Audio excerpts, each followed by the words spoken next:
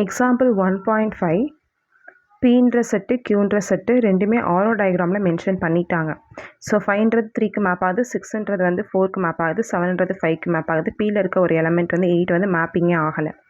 இப்போ இந்த set builder ஃபார்மில் வந்து ரைட் பண்ண சொல்லியிருக்காங்க. அப்போ செட் பில்டர் ஃபார்மில் எப்படி ரைட் பண்ணுவோம் அப்படின்னா, இதை நம்ம வந்து ஒரே ஒரு செட் ப்ராக்கெட்ஸ் போட்டு அதை எழுதுறது பேர் தான் என்னன்னா செட் பில்டர் ஃபார்மில் எழுதுறது. ஸோ ஃபஸ்ட்டு வந்து செட் ப்ராக்கெட்ஸ் ஓப்பன் பண்ணியாச்சு. இதில் இருக்க எல்லா எலமெண்ட்டுமே ஸ்மால் எக்ஸாக இருக்கும், இதில் இருக்க எல்லா எலமெண்ட்டுமே வந்து ஸ்மால் ஒய்யாக இருக்கும்.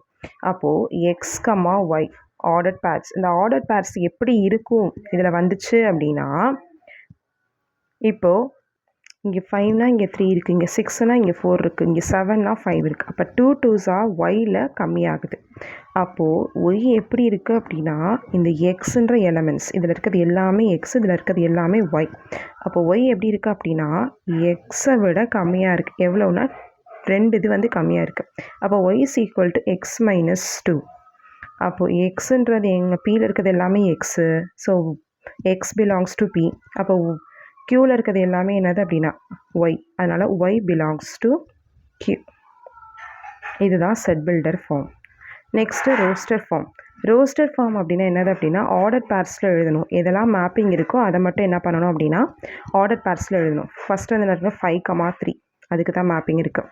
அடுத்து 6,4 6,4 அதுக்கு தான் அடுத்த மேப்பிங். அடுத்து 7,5 8க்கு மேப்பிங்கே கிடையாது. ஸோ 8 வந்து எழுத தேவை கிடையாது. அடுத்து டொமைன் ரேஞ்ச் கேட்குறாங்க.